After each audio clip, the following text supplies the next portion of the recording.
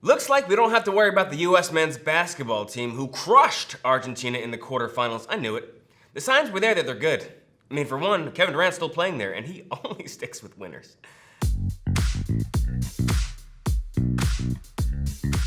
Welcome to The Extra Point. I'm Rob King. Day 12 in Rio, and everyone is talking about endings. The women's 100-meter hurdle ended in a sweep by the U.S. The men's 200-meter ended with Usain Bolt essentially tying Andre DeGrasse, and Olympic boxing will likely end in an arrest for bribery. It's time for the medal ceremony. Who are the winners and the losers right now? First up, losers, I'm giving the bronze medal to all of the Brazilian workers that Kerry Walsh Jennings went around hugging and high-fiving after she defeated their country's team. Take a look at this. It's bad enough you ripped the bronze medal away from their country, but now you're forcing them to celebrate it? Now, it looks like they're smiling in the video, but if you read their lips closely, you can see they're saying, "Please don't slap my hands. You've broken my spirit. I hate you, giant white woman." Silver medal goes to the Rio Olympics as a whole. Now, despite a few mountain fires, some questionable green water in the pool, and 4 U.S. swimmers allegedly getting robbed at gunpoint, the Rio Olympics have really exceeded expectations. Well done. Now, this might be our last show covering the Olympics, but Rio still has 3 days left to become the flaming death circus that we all know it can be. So, for now, let's play it safe. Silver medal.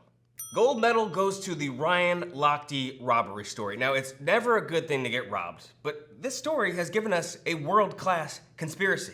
I mean, you gotta look at the timeline. It doesn't make sense. And why can't they find the driver of the taxi?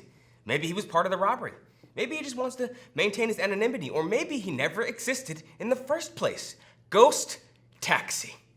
And Lochte told the USOC he didn't say anything because he didn't want to get in trouble. Get in trouble for what? Huh? You gotta dig deeper. Right? Maybe he was involved in a robbery before his robbery and then got double-crossed by his partners from the first robbery. Twist! I mean, you gotta connect the dots here, people. I made a chart, okay? What do the other swimmers know, huh? How deep does this go, huh? Was Vinicius involved? Has anyone checked Hillary's emails? And where was Giselle the whole time? Was she just walking? How far does this conspiracy go? Does it go to Tom Brady or higher? Does it go to Bill Belichick? I mean, or maybe I'm blowing it out of proportion. Either way, our thoughts and prayers are with everyone involved. As we wrap up our Olympics coverage of The Extra Point, we are now welcoming a special guest, one of the biggest Olympics U.S. enthusiasts in the nation. Welcome to the show, Mike Eagle. Mike, welcome to the show. Thanks for Rob, damn glad to see you. Yeah, so what's going on with the U.S. right now in the Olympics? Give us an update, man. Well, I'm feeling a little bit down. Rob, have you noticed that Americans just don't win at anything anymore with the exception of the Olympic Games? We are currently 50 medals ahead over our nearest competitor, Great Britain, when the simple truth is we should be all the medals ahead over every other country. Yeah, that's something.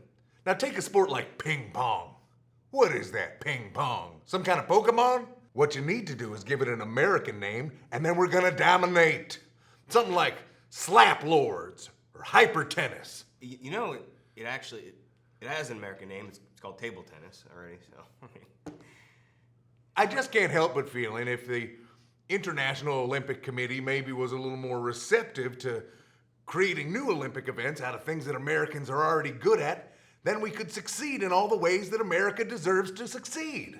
That's an interesting thought. Yeah, we brought in some new events. That's pretty cool. I think they would be open to that. Yeah, what are you thinking? I'm talking events like shooting a stop sign with a gun out of your moving car. Oh.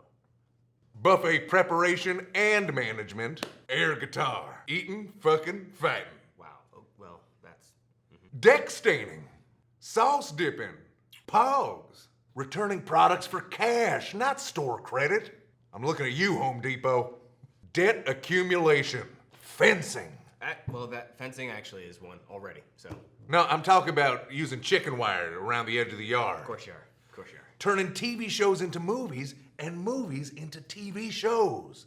And lastly, getting in fights at a gas station and lying about getting robbed to cover it. Okay, all right. Well, Mike, thank you so much. Thank you for coming on the show. Yeah, it's been something. Hey, it's like I always say. Okay. Ass, gas, or grass. Which one did I eat this morning? That doesn't make sense. All right, time for You Pick. Now, after the first day of the decathlon, the USA's Ashton Eaton has a commanding lead. Now, the decathlon is made up of 10 events. Running, jumping, whistling, skipping, I don't really know, but there's 10 of them. So I want to know what fun new events we could add to the decathlon to spice it up a little bit, right? My picks would be waterboarding, or movie spoiling, or dressage with horses and humans switched, creative omelet station, or just guessing. I don't know. Anyway, those are my picks, but I want to know what your picks are. So in the comments below, let us know what fun new events you want to see added to the decathlon, and I will read the coolest ones in the next episode. All right, guys, I'm Rob King. Thanks for watching The Extra Point. Now, when you think wrestling, you think yellow spandex, you think tights, you think the WWE. Ringo, the WWE is an American institution. It's like jazz. It's one of the true United States art forms. Wow. And we're getting spanked by countries like Armenia. Armenia.